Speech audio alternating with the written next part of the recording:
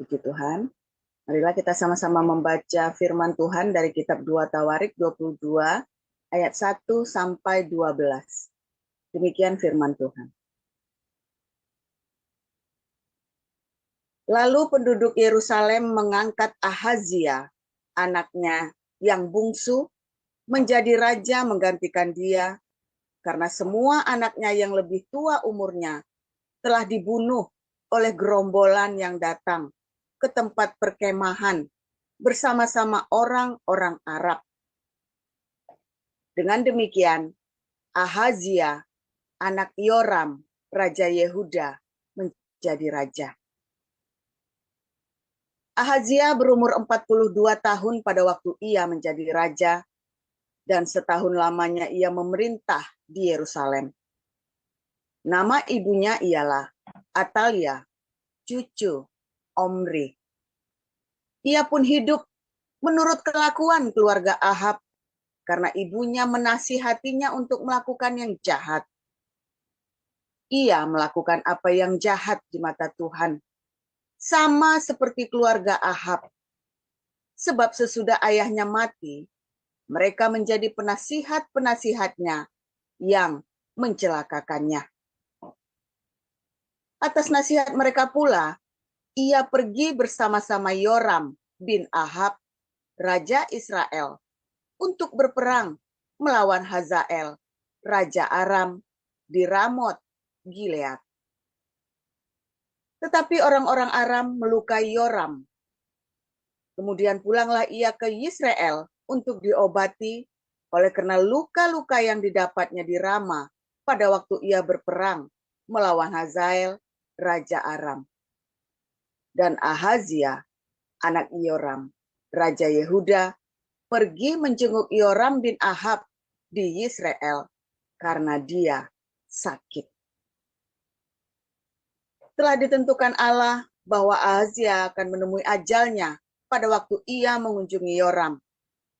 Maka ketika Ahazia datang, pergilah ia bersama-sama Yoram mendapatkan Yehu, cucu Nimsi, yang telah diurapi Tuhan, supaya dialah yang melenyapkan keluarga Ahab. Sementara Yehu melakukan penghukuman atas keluarga Ahab, ia menjumpai pembesar-pembesar Yehuda dan anak-anak saudara-saudara Ahazia yang melayani Ahazia, juga mereka dibunuhnya. Lalu ia mencari Ahazia. Ahazia tertangkap ketika ia bersembunyi di Samaria. Ia dibawa kepada Yehu, lalu dibunuh, tetapi dikuburkan juga karena kata orang, dia ini cucu Yosafat yang mencari Tuhan dengan segenap hatinya. Dari keluarga Ahazia, tidak ada lagi yang sungguh. Ulang. Dari keluarga Ahazia, tidak ada lagi yang sanggup memerintah. Ketika Atalia, ibu Ahazia, melihat bahwa anaknya sudah mati, maka bangkitlah ia membinasakan semua keturunan raja dari kaum Yehuda. Tetapi Yozabat, anak perempuan raja, mengambil Yoas bin Ahazia, menculik dia dari tengah-tengah anak-anak raja yang hendak dibunuh itu, memasukkan dia dengan inang penyusunya ke dalam gudang tempat tidur. Demikianlah Yosabat, anak perempuan Raja Yoram, istri Imam Yoyada. Ia adalah saudara perempuan Ahazia, menyembunyikan dia terhadap Atalia, sehingga ia tidak dibunuh Atalia. Maka tinggallah Yoas 6 tahun lamanya bersama-sama mereka dengan bersembunyi di rumah Allah. Sementara Atalia memerintah negeri. Demikian. Ya. Silakan, Bu Sarma. Baik, saya akan bacakan kebenaran firman Tuhan dari 2 Tawarik 23. Beginilah firman Tuhan. Tetapi dalam tahun ke-7 Yoyada memberanikan diri dan ia mengadakan persepakatan dengan para kepala pasukan 100, yakni Ajaria bin Yeroham, Ismail bin Yohanan, Ajaria bin Obed, Maasea bin Adaya, dan Elisafat bin Jikri. Mereka mengelilingi Yehuda dan mengumpulkan orang-orang Lewi dari semua kota di Yehuda, serta kepala-kepala puak orang Israel, dan mereka semua datang ke Yerusalem. Lalu seluruh jemaah itu mengikat perjanjian dengan raja di rumah Allah. Kata Yoyada kepada mereka, "Lihatlah anak raja, biarlah ia memerintah, seperti yang telah difirmankan Tuhan tentang anak-anak Daud. Inilah yang harus kamu lakukan. Sepertiga dari kamu, yakni selesai bertugas pada hari Sabat, baik imam maupun orang Lewi, haruslah menjadi penunggu pintu. Sepertiga lagi haruslah berada di istana raja, dan sepertiga pula di pintu gerbang dasar. Sedang seluruh rakyat haruslah berada di pelataran rumah Tuhan. Siapapun tidak boleh memasuki rumah Tuhan selain daripada para imam dan orang-orang Lewi yang bertugas. Mereka boleh masuk karena mereka kudus, tetapi seluruh rakyat haruslah mentaati peraturan Tuhan. Dalam pada itu orang-orang Lewi haruslah mengelilingi raja dari segala penjuru, masing-masing dengan senjatanya di tangan, dan siapa yang memasuki rumah itu haruslah dibunuh. Dan baiklah kamu menyertai raja setiap kali ia keluar atau masuk." Orang-orang Lewi dan seluruh Yehuda melakukan tepat seperti yang diperintahkan Imam Yoyada. Masing-masing mengambil orang-orangnya yang selesai bertugas pada hari Sabat bersama-sama dengan orang-orang yang masuk bertugas pada hari itu. Karena Imam Yoyada tidak membebaskan rombongan-rombongan itu, lalu Imam Yoyada memberikan kepada para kepala pasukan 100 itu tombak-tombak, utar-utar, dan perisai-perisai kepunyaan Raja Daud yang ada di rumah Allah. Ia menempatkan seluruh rakyat, masing-masing dengan lembing di tangannya, di lambung kanan sampai ke lambung kiri rumah itu, dengan mengelilingi mesbah dan rumah itu untuk melindungi raja. Sesudah itu Yoyada dan anak-anaknya membawa anak raja itu keluar, mengenakan jejamang kepadanya dan memberikan hukum Allah kepadanya. Mereka menobatkan dia menjadi raja serta mengurapinya. Lalu berserulah rakyat, "Hiduplah raja!" Ketika Atalia mendengar pekik rakyat yang berlari-lari menyambut raja dan memuji-muji dia, pergilah ia mendapatkan rakyat itu ke dalam rumah Tuhan. Lalu dilihatnya lah raja berdiri dekat tiangnya pada jalan masuk, sedang para pemimpin dengan para pemegang nafiri ada dekat raja. Dan seluruh rakyat negeri bersukaria sambil meniup nafiri, sedang para penyanyi dan alat-alat musik mereka memimpin nyanyi-nyanyi puji-pujian. Maka Atalia mengoyakkan pakaiannya sambil berkata, "Hianat, hianat!" Tetapi Imam Yoyada menyuruh keluar para kepala pasukan 100, yakni orang-orang mengepalai tentara. Katanya kepada mereka, "Bawalah dia keluar dari antara barisan.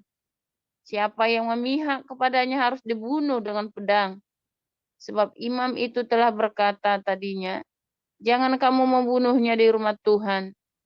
Lalu mereka menangkap perempuan itu. Pada waktu ia sampai ke jalan masuk istana raja pada pintu gerbang kuda, dibunuhlah ia di situ. Kemudian Yoyada mengikat perjanjian antara dia dengan segenap rakyat dan raja, bahwa mereka menjadi umat Tuhan. Sesudah itu, masuklah seluruh rakyat ke rumah Baal, lalu merobohkannya. Mereka memecahkan mesbah-mesbahnya dan patung-patungnya dan membunuh Matan, imam Baal, di depan mesbah-mesbah itu. Kemudian Yoyada menyerahkan pengawasan atas rumah Tuhan kepada imam-imam dan orang-orang Lewi yang telah dibagi-bagi dalam rombongan oleh Daud untuk bertugas di dalam rumah Tuhan, yakni untuk mempersembahkan korban bakaran kepada Tuhan. seperti tertulis di dalam Taurat Musa, dengan sukaria dan dengan nyanyian menurut petunjuk Daud. Juga ditempatkannya penunggu-penunggu pintu pada pintu-pintu gerbang rumah Tuhan, supaya dalam hal apapun juga jangan masuk seseorang yang najis. Sesudah itu ia mengajak para kepala pasukan 100, para pemuka, para pemerintah rakyat dan seluruh rakyat negeri, lalu membawa raja turun dari rumah Tuhan. Mereka masuk ke istana raja melalui pintu gerbang atas, lalu mendudukkan raja ke atas tahta kerajaan. Bersukarialah seluruh rakyat negeri dan amanlah kota itu setelah Atalia mati dibunuh dengan pedang. Demikian. Ya, silakan Pak Apen 1 Petrus 3. Ya, saya lanjutkan 1 Petrus pasal 3 ayat 1 sampai 22. Demikian juga kamu, hai istri-istri, tunduklah kepada suamimu, supaya jika ada di antara mereka yang tidak taat kepada firman, mereka juga tanpa perkataan dimenangkan oleh kelakuan istrinya. Jika mereka melihat bagaimana murni dan salehnya hidup istri mereka itu, perhiasanmu pun janganlah secara lahiriah, yaitu dengan mengepang-ngepang rambut, memakai perhiasan emas, atau dengan mengenakan pakaian yang indah-indah.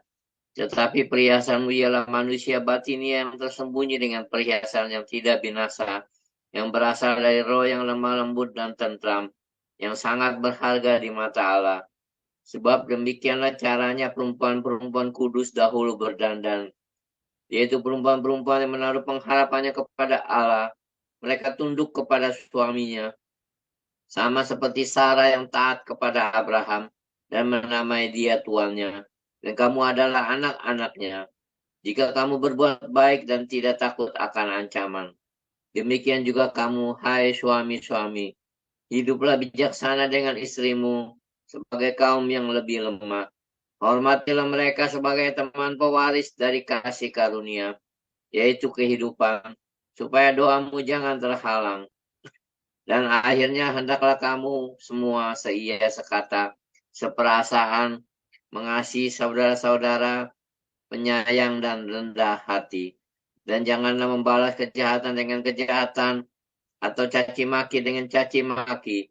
Tapi sebaliknya, hendaklah kamu memberkati, karena untuk itulah kamu dipanggil, yaitu untuk memperoleh berkat.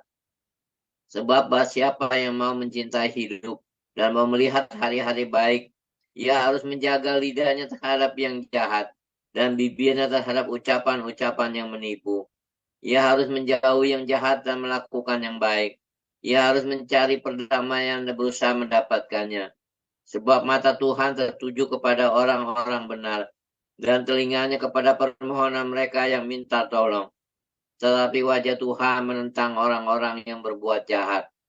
Dan siapakah yang akan berbuat jahat terhadap kamu jika kamu rajin berbuat baik? Tetapi sekalipun kamu harus menderita juga karena kebenaran, kamu akan berbahagia. Sebab itu janganlah kamu takuti apa yang mereka takuti, dan janganlah gentar. Tetapi kuduskanlah Kristus dalam hatimu sebagai Tuhan, dan siap sedialah dalam segala waktu untuk memberi pertanggungan jawab kepada tiap-tiap orang yang meminta pertanggungan jawab dari kamu tentang pengharapan yang ada padamu. Tetapi haruslah dengan lemah lembut dan hormat, dan dengan hati nurani yang murni, supaya mereka yang memfitnah kamu karena hidupmu yang saleh dalam Kristus menjadi malu karena fitnah mereka itu. Sebab lebih baik menderita karena berbuat baik, jika hal itu dikehendaki Allah, daripada menderita karena berbuat jahat. Sebab juga Kristus telah mati sekali untuk segala dosa kita. Ia yang benar untuk orang-orang yang tidak benar, supaya ia membawa kita kepada Allah. Ia yang telah dibunuh dalam keadaannya sebagai manusia, tetapi yang telah dibangkitkan menurut roh. Dan di dalam roh itu juga ia pergi memberitakan Injil kepada roh-roh di dalam penjara, yaitu kepada roh-roh yang dahulu pada waktu Nuh tidak taat kepada Allah. Ketika Allah tetap menanti dengan sabar waktu Nuh sedang mempersiapkan bahteranya, di mana hanya sedikit, yaitu 8 orang yang diselamatkan oleh air bah itu. Juga kamu sekarang diselamatkan oleh kiasannya, yaitu baptisan.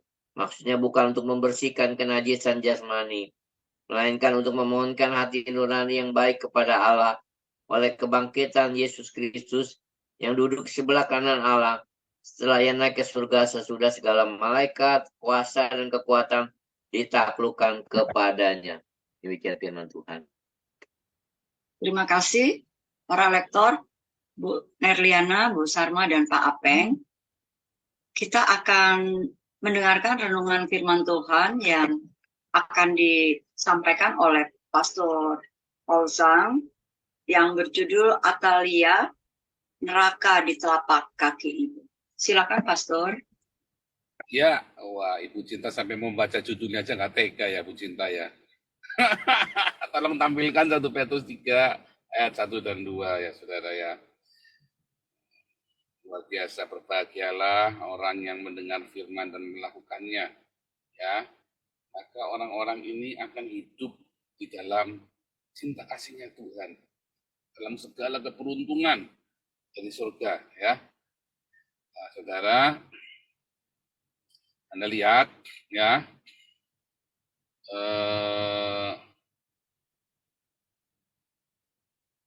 ya, demikianlah juga kamu hai istri-istri, tunduklah kepada suamimu, supaya jika ada di antara mereka yang tidak taat pada firman, mereka juga tanpa perkataan dimenangkan oleh kelakuan istrinya. Jika mereka melihat bagaimana murni dan salehnya hidup istri mereka itu. Luar biasa saudara ya, tadi kita dengar ceritanya Atalia ya, ada 2 pasal. Bagaimana Atalia ini anaknya Raja Ahab ya saudara ya, anaknya Raja Ahab, berarti anaknya Isabel ya, anaknya Isabel. Orang yang jahat sekali ya, saudara ya, Isabel ini kan orang jahat ini saudara ya.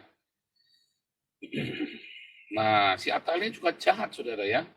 Jadi waktu Asia ini jadi jahat ya. Si Asia ini jadi jahat. Mengapa jadi jahat? Ya karena ibunya jahat, saudara. Karena si Yoram tadinya baik jadi jahat. Ya, tadinya baik jadi jahat. Ya karena dia bersekutu dengan Ahab, dengan orang jahat. Dia ke bawah. Ya. Kebiasaan yang buruk, ya. Pergaulan yang buruk merusak kebiasaan yang baik.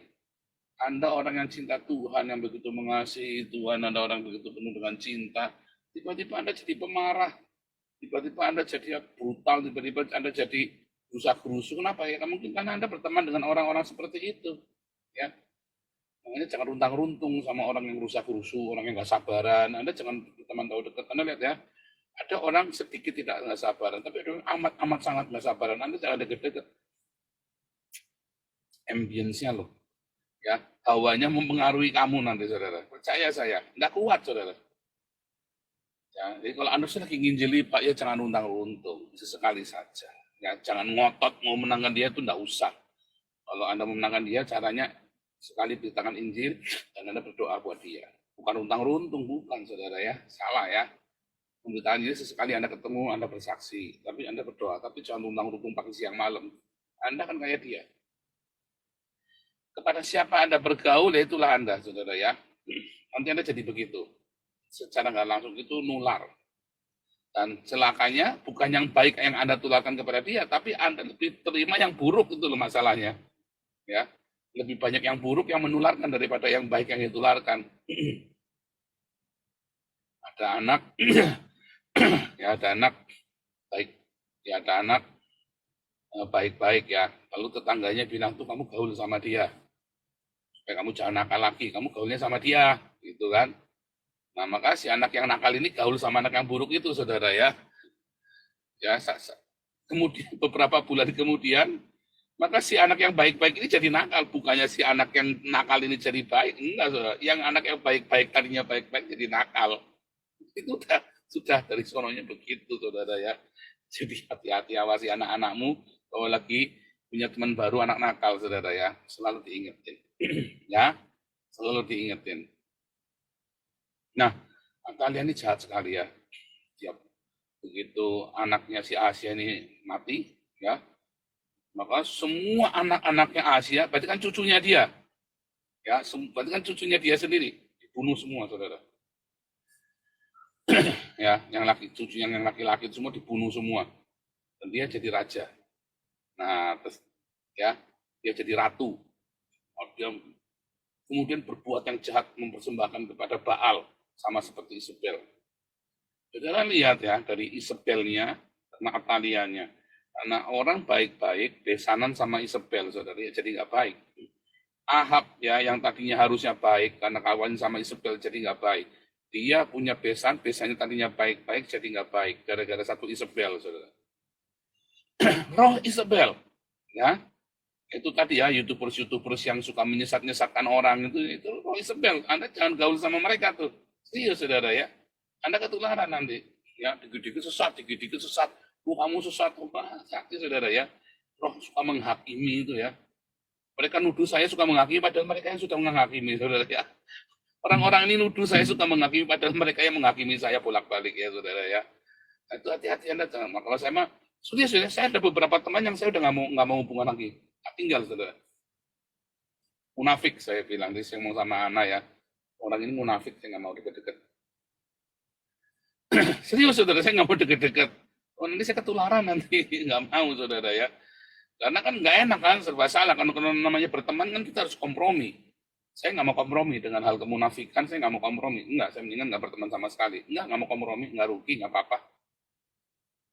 Serius ya, saudara ya. Nggak. Kita ada orang-orang yang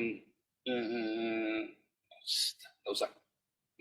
Serius ya, iya enggak kalau sama saya. Saudara kalau berteman dengan saya juga gitu ya. Apa yang di hati saya itulah itu, ya. Jadi Anda jangan khawatir, ya. Kemarin waktu Zoom, kan kita perlu intrik. Di rumah juga ada politik. Di rumah saya nggak ada, saudara. Di rumah saya nggak ada intrik. Oke, mau pergi ke sana enggak? Iya, enggak, pergi, enggak. Sebetulnya ada gini, ya kita tungguin. Gitu, saudara ya. Tapi kamu kudu ngomong. Kita sudah ngalah terus, gantian kamu yang ngalah ya sekarang. Ya iya deh, ya dia mikir-mikir, iya juga ya, fair juga, gitu kan. Nah, kita juga ngalah, sama-sama. Jadi sama-sama, hidup itu sama-sama, bukan berintrik, saudara ya. Bukan berpolitik, enggak usah.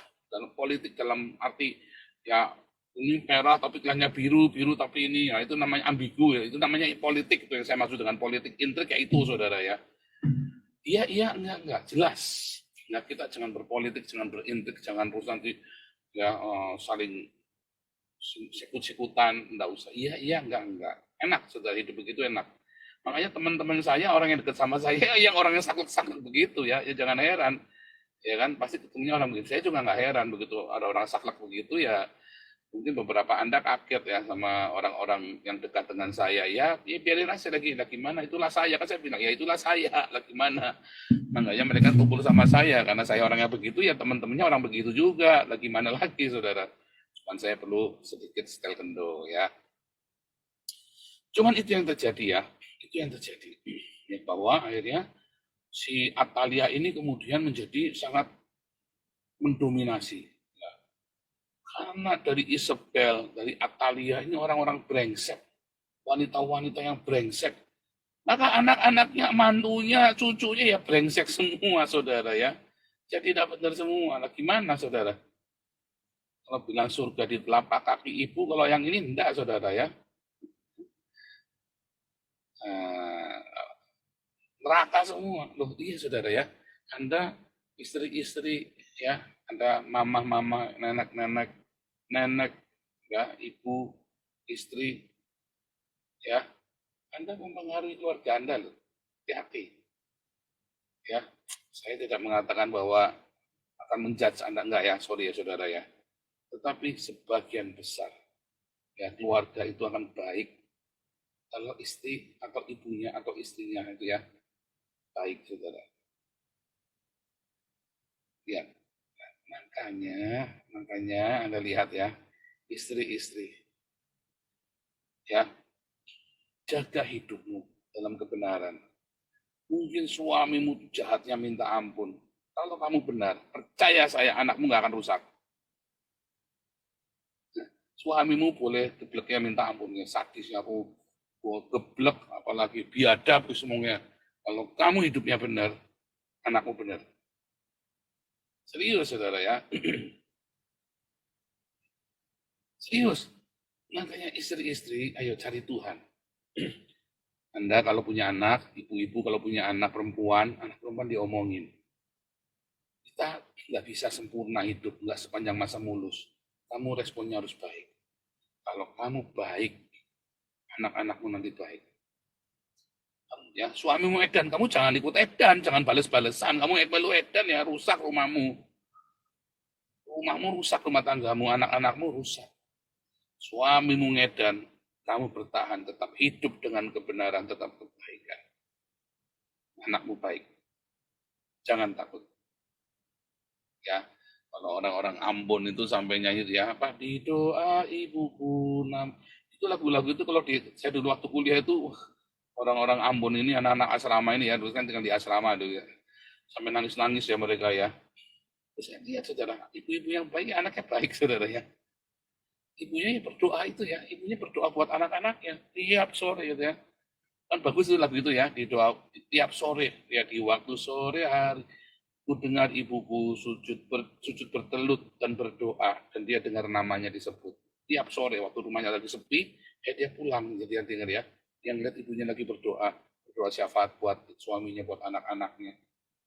Seharusnya Anda begitu kan, berdoa syafaat buat anak-anakmu, ya buat suamimu, buat Anda punya setiap hari Anda punya waktu khusus buat berdoa buat anak-anakmu, buat suamimu, saudara.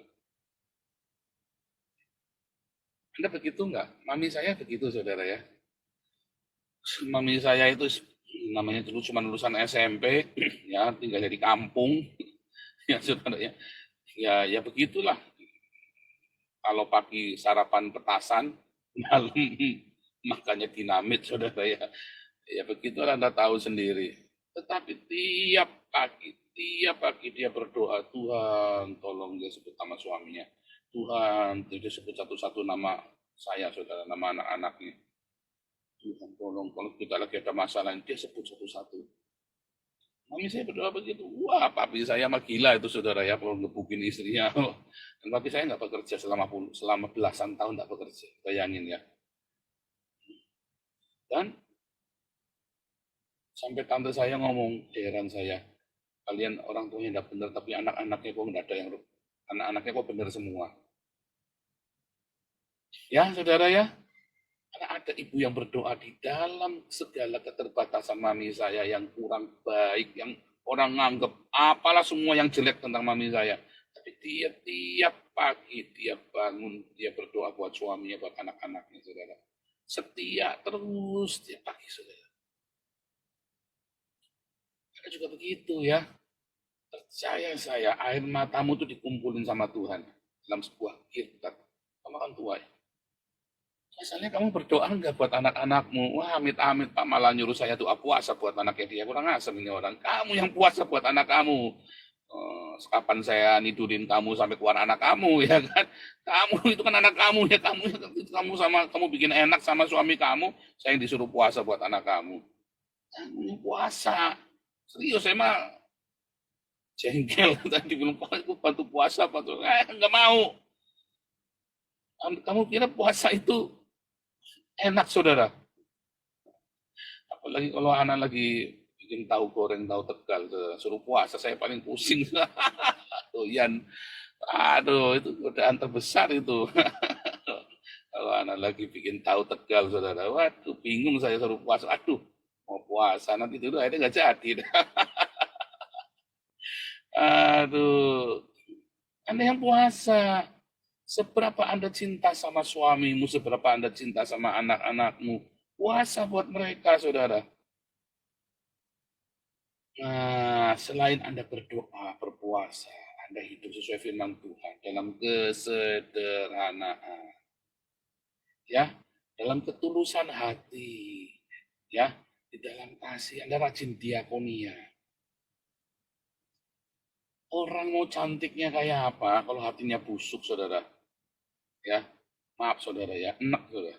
Pertama kali cantik ya, iya cuma buat nge-seks doang.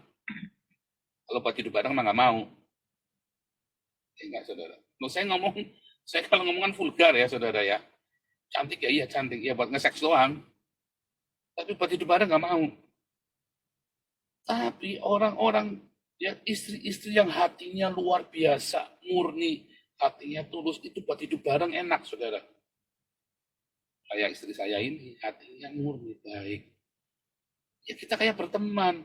Tiap hari kita jalan gandengan, senang, saudara. Kita ngomong, kadang-kadang ribut, kadang-kadang bertengkar. Ya bertengkar sebagai teman, teman bertengkar. Tapi kan sepadan, bukan gebuk-gebukan. Namanya teman debat begitu. Ngomong, gitu, ya kan? Enak kan ngomong begitu kan? Teman, karena hatinya baik. Hatinya murni. Kita ngomong-ngomong enak. Ya kan? Lalu kecantikan itu keluar dari hidupnya. Ya enggak? Cantik menor aku badai melampaui wajah mulia segala macam itu ya. Tapi hatinya jahat banget, sirikan, dengkinan, misuan. Itu ya, ada satu artis saya pernah cerita ya, ada artis saya kenal ya, kenal baik. Ini sekarang sudah cerai, sudah kawin sama orang konglomerat ya, artisnya ini. Cantik. Ya, tapi kalau dikagedor, wah sumpah serapah keluar semua. Ya, suaminya ya enak saudara. Tapi dari mana dia sumpah serapahnya? Dari suaminya. Suaminya kalau juga kayak gitu ya. Mulai diselingkuhi sama suaminya, ya dia minta cerai. Satu proses cerainya saya di situ ya. Saya sampai kasihan lihat anak-anaknya ya, waktu dia si Dul gitu ya, LL itu kayak nggak tiga anaknya masih kecil-kecil, masih piyik-piyik dulu, kasihan. Kasihan dulu saudara ya, jadi kasihan. Tapi itu yang terjadi, mau cantiknya kayak apa ya pasti. Nah, masalahnya suaminya juga geblek juga. Kamu pengen istrimu sempurna, kamu sendiri tiap hari ngebukin dia, tiap hari kamu iniin dia ya, membuli, dibully sama dibully sama suaminya sendiri. Gimana istrinya kamu udah kepahitan. Ya, kali ini saya bilang sama istri-istri, kamu bertahan. Jangan menjadi cermin bagi suamimu. Kali ini jangan. Ya, kalau kemarin saya bilang sama suami-suami, istrimu tuh ya cerminnya kamu. Tapi nanti ini Anda bertahan, saudara. Memang mau nggak mau kamu bertahan kayak apa? Ya kamu akan bercermin dari suamimu dengan sendirinya. Tapi untuk yang satu ini kamu bertahan. Tetap setia sama Tuhan. Doa, puasa. Ya, jaga terus kemurahan hatimu. Ya, tetap hidup dalam kesederhanaan, berdiakonia. Ya, ya ke salon perlu, tapi mau saya menor-menor pakai jambul melambai topan badai itu enggak perlu, saudara. Enggak perlu. Ya, saudara ya. Ingat-ingat, saudara, nanti Anda menang. Kalau Anda sudah menang, anak-anakmu menang. Dan walaupun suamimu bawa neraka ke rumah, kamu jadi pemadam kebakaran. Suamimu boleh bawa neraka ke rumah, kamu semprotin tiap hari, saudara. Dengan doa, dengan puasa, dengan hidup di dalam diakonia, dalam kesederhanaan. Menang pasti, jangan ngomong, jangan percaya saya, menang kamu, saudara. Anak kamu kan menang, mami saya menang. Wah, mami saya menang, saudara ya. Yang lihat anak-anaknya semua sarjana ya. Mami saya sempat tahu anak saya jadi dokter ya, sudah ya. Kakak saya sudah semua ya. Dia sampai, waduh ngeri saudara perjuangannya mami saya ya. Sendirian begitu, waduh sampai dikebukin lakinya, sambil kerja biayain anaknya sekolah, sampai ngutang-ngutang, sampai wah saya bilang mami jangan utang buat saya lagi, stop ya, jangan utang lagi buat saya. Sampai saya ngomong begitu ya saudara ya. Mami saya menang, dia panen semuanya. Dari apa? Dari doanya, dari puasanya, di dalam segala ketidakmampuannya, dalam segala kebodohannya, dalam segala kenaifannya, tapi dia pemenangnya. Karena dia berdoa, dia berpuasa tiap hari. Bahkan waktu saya gegeran sama anak dulu, kita sudah ya aku dengar ya 4 tahun itu ya, anak-anak saya itu ya panggil anak-anak ya si Waisam mereka dipeluk sama dia, dipeluk, berdoa buat papa mama. Doa anak saya diajari berdoa, saudara, menang. Akhirnya kami pun menang, saudara. Saya sama anak pun menang karena mami saya bukan apa, omanya apa, ibu saya bukan sebel, ibu saya bukan sebel, ibu saya orangnya sederhana, orang yang naif. Tapi rajin berdoa, dia setia, dia tekun, dia cari Tuhan. Cucu-cucunya semua cari Tuhan, pun setia, didoakan, berdoa buat papa mama. Ya, Anda mau menang? Tekun, ya dalam doa, dalam puasa, diakonia, hidup sahaja senantiasa. Ya, Tuhan Yesus memberkati. Haleluya.